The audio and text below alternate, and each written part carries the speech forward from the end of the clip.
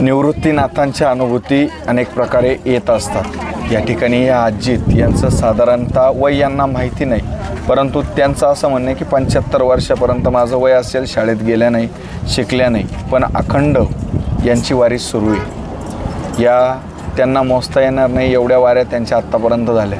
आजी का बरं वारीला जाता तुम्ही? म्हणजे मला वारीला जायचं म्हणजे मला छंद लागला तो देवात। पहिल्याच वारीला मी कैकडी महाराजांच्या दिंडीत आले होते, सुनाची आजी होती बरोबर, तेव्हापासून मी वारीला। दुसऱ्या वर्षी आमच्या तळेगावच्या वारीत आले, आमचा पालखी मागं 3 नंबर क्रमांक। काय भेटलं वारीला येऊन? शांती भेटली फक्त परमात्मा मनाला। मग त्याच्यातून आहे ना मला असा अनुभव आला वारीचा का मी कुठं निघाले तर पांडुरंग माझ्या बरोबर आहे, पांडुरंग माझ्या बरोबर आहे। मला काही वाटत नाही, कुठं एकली गेले काही झालं तरी मला बेव भीती वाटत नाही। पेरलेच झाला पोरांनी मला फुलतांब्याला नाही। म्हणजे पॅरालायसिस झाला होता तुम्हाला? किती वर्ष झाली त्याला? 4 वर्ष झाली। कशा बऱ्या झाल्या त्याच्यातून? त्याच्यातून काय पोरांनी ॲडमिट केलं फुलतांब्याला नेऊन, तिथं आमच्या तिथं फुलतांब म्हणून केंद्र आहे ना, त्या केंद्रात ॲडमिट केलं। 5 दिवस ॲडमिट राहिले, नंतर चांगली झाली। पण मला फक्त पांडुरंगावर भावना होती काही। अजून काय अनुभव आले पॅरालिसिस बरोबर? पेरल्याच्या बरोबर दुसरे काय आपला आनंद एवढा।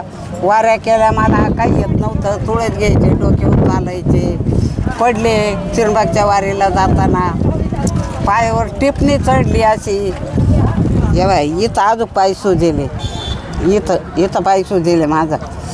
पण मग तुळस होती माझ्याजवळ डोक्यावर, पण ती तुळस आहे ना आमच्या पाठीमागं रथ होता, अशी मी खाली पडले ना तुळस बरोबर रथावर बसली, ती सुद्धा खाली पडली। म्हणजे डोक्यावरची तुळस खाली पडूनच दिली नाही? पडलीच। खर्च केला मग पोरा म्हटले नाही का घरी थांबा म्हणून? कशाला जाते म्हणतात ते थांबा म्हणून, पण मला नाही राहत, कारण मला ते येतं ना डोळ्या पुढे चित्र पांडुरंगाचं। मालक कुठं आहे तुमचे? मालक वारले भाऊ, 10 वर्षे।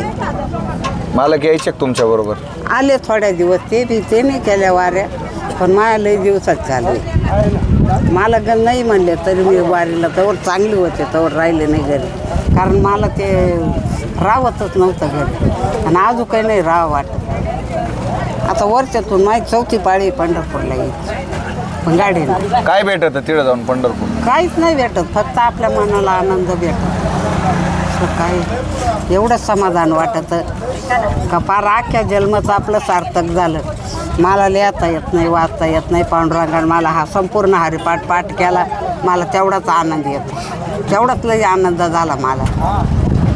लिहिता येत नाही, वाचता येत नाही, तरी देखील तोंडपाठ हरिपाठ आहे। त्यानंतर पॅरालिसिससारख्या गंभीर आजारातून अवघ्या 5 दिवसात बरं होऊन पांडुरंगाचं सतत नामस्मरण करून या ठिकाणी त्यांना माहीत नाही एवढ्या त्यांच्या वाऱ्या झाल्या।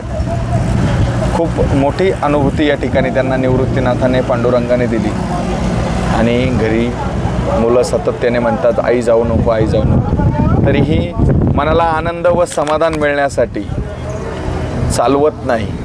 डोक्यावरची तुळस, हा पायावरती चाक चढलं, त्याच्यानंतर डोक्यावरची तुळस ही खाली न पडता थेट रथात जाऊन पडली। खऱ्या अर्थाने पांडुरंगाच्या निवृत्तीनाथांच्या अनेक अनुभूती आजीच्या पाठीमागे आहे, आणि याच अनुभूतीच्या पाठीमागे असणाऱ्या याच अनुभूतीच्या जोरावर आजी सतत पंढरपूरला वर्षातून 4थी वारी, 4 वर्षातून 4थ्यांदा या ठिकाणी त्या पंढरपूरला जात आहेत। सातत्याने मनाला आनंद समाधान मिळण्यासाठी या ठिकाणी त्या दररोज हरिपाठ करतात, पंढरपूरला जातात। अनेक अध्यात्माची ओढ आज 75 वयापर्यंत देखील परमार्थ करणं हा सोपा नाही।